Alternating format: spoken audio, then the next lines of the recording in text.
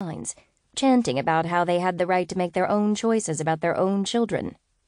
It was sort of funny how some parents acted like kids couldn't make up their own minds or make their own decisions, but could still get in trouble for doing stuff. Lisa sort of thought it was wrong for parents to act like they were and weren't people at the same time, and all because they were young. Mostly, though, Lisa thought she didn't feel good.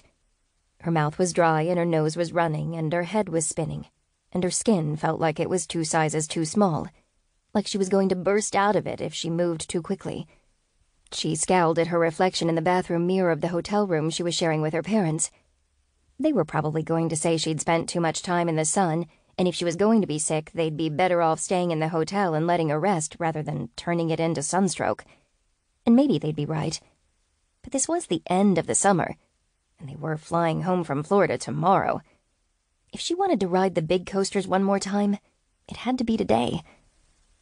Had she been older than 8, she might have understood that the kind of unwell she was feeling wasn't normal, wasn't sunstroke, wasn't something she should hide. Had she been younger than 8, she might have gone whining to her mother before she realized that she ran the risk of canceling the day's adventure. Had she been any other age, she would still have died.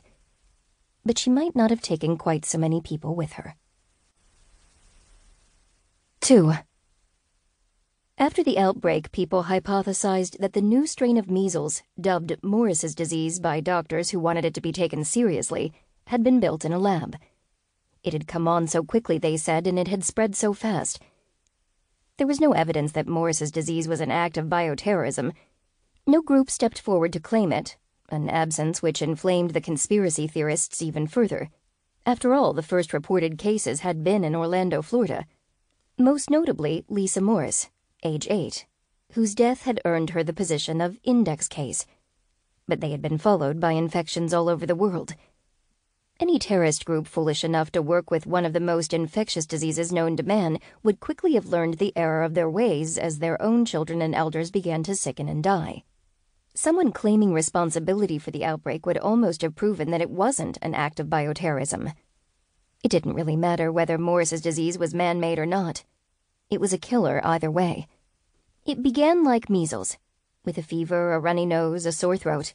All the little signs the human body uses to signal that something is wrong. That perhaps the time for precautions has come and gone, fading uselessly into the distance.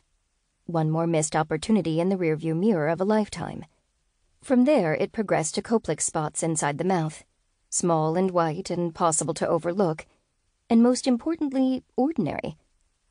At the second stage, it still looked enough like ordinary measles to be dismissed as a consequence of weakening herd immunity brought on by a growing anti-vaccination movement.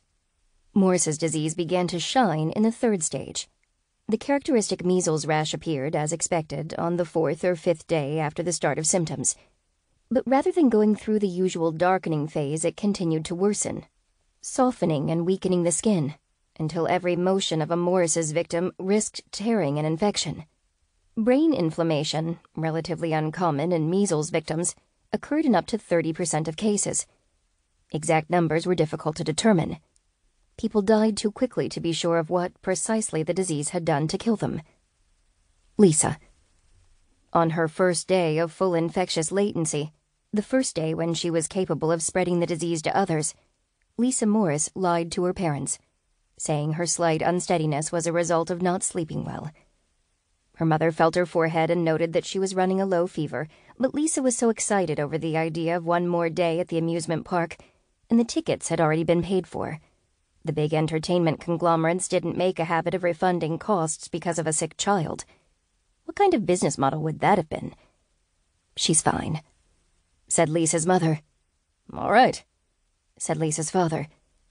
Lisa, fighting a losing battle against the disease that would be her namesake and only legacy, said nothing, but drank her orange juice in small sips, grimacing as it burned her throat, and hoped neither of them would try to make her eat breakfast. The Morris family boarded the complimentary bus service outside their resort. It contained 13 children, 29 adults, heading for the amusement park, the driver and 3 custodial workers in street clothes. Lisa coughed 18 times while she was on the bus. Despite covering her mouth, she infected 9 of the children and 15 of the adults, including the driver and all 3 custodial workers.